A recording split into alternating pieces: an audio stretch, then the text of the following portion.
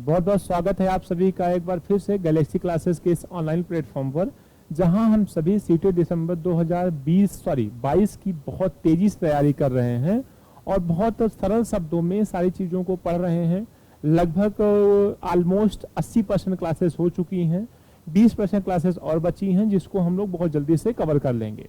आज की क्लास में इससे पहले की क्लास में हम लोगों ने सृजनात्मकता की बात की थी, सृजनात्मकता पार्ट 1 पार्ट 2 को।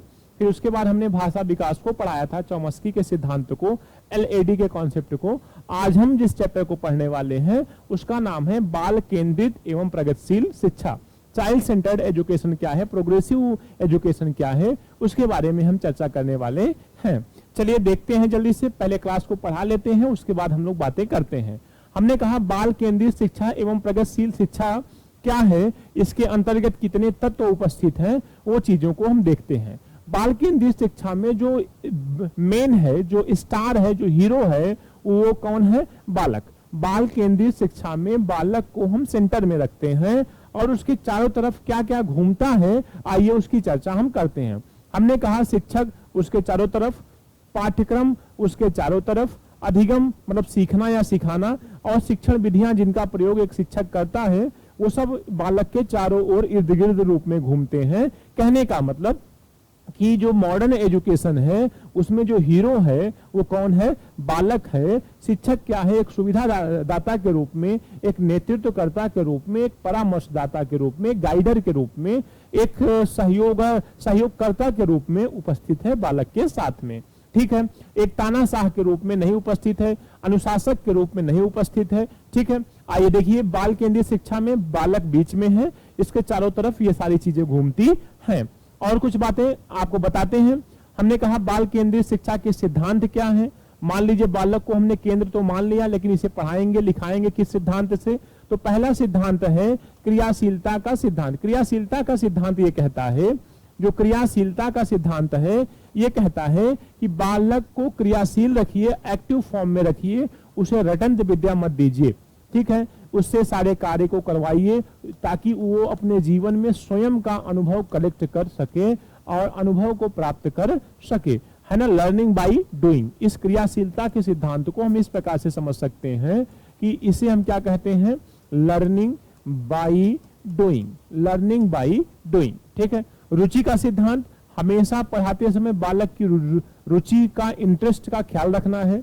प्रेरणा का सिद्धांत, ऐसी चीजें पढ़ाइए, ऐसे उदाहरण दीजिए जिससे बालक मोटिवेट हो सके, उसके अंदर प्रेरणा, किसी कार्य को करने की इच्छा जन्म ले सके।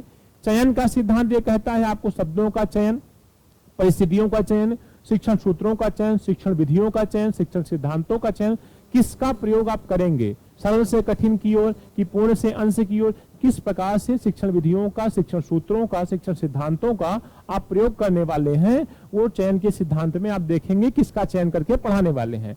लोकतंत्रात्मक का सिद्धांत, लोकतंत्रात्मक का सिद्धांत ये कहता है कि जिस प्रकार भारत की शक्ति जनता में निहित होती है, वैसे प्रकार शिक्षा की शक्ति जो है, शिक्षा की जो पावर है, वो बच्चों में निहित होती है। अगर बच्चा संतुष्ट है तो ही आप शिक्षक हैं, अदरवाइज आपके पास क्या है, कैसा है, हम कुछ नहीं जानते। बच्चा संतुष्ट होना चाहिए, बच्चा सफल होना चाहिए, तो ही आप शिक्षक हैं।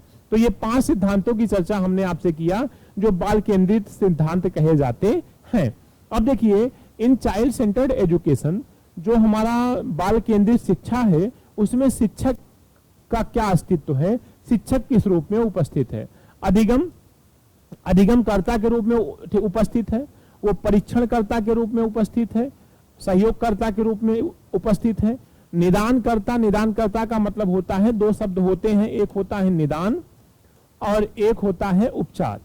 निदान का मतलब होता है समस्या का पता लगाना, और उपचार का मतलब होता है उस समस्या के लिए दवा देना या उस समस्या को दूर करना। ठीक है, तो जैसे आप बीमार होते हैं तो आप डायग्नोस्टिक सेंटर जाते हैं, अर्थात ब्लड टेस्ट करवाने जाते हैं, वहां निदान होता है, समस्या की या रोग की पहचान होती है। लेकिन डॉक्टर क्या है? निदान नहीं बल्कि क्या करता है? उपचार करता है, रेमेडियल एजुकेशन जिसे आप कह सकते हैं।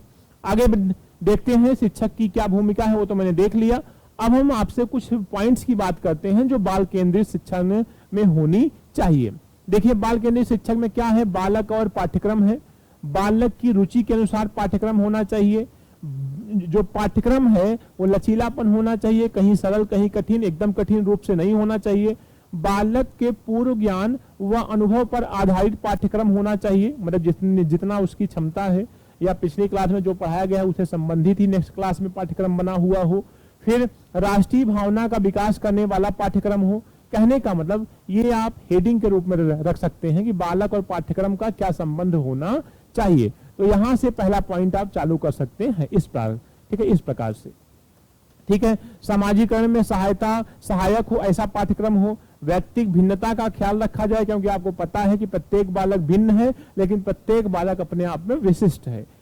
याद रखिएगा, प्रत्येक बालक अपने आप में भिन्न है, लेकिन प्रत्येक बालक अपने आप में विशिष्ट है, कोई किसी से कम नहीं है। सर्वांगीण विकास में सहायक हो, मानसिक स्तर के अनुरूप हो। ऐसा नहीं है कि उसका मानसिक स्तर ठीक है 5 क्लास का हो और जो सिलेबस है वो 8 क्लास के बराबर हो। तो मानसिक स्तर का भी ख्याल हमें रखना चाहिए।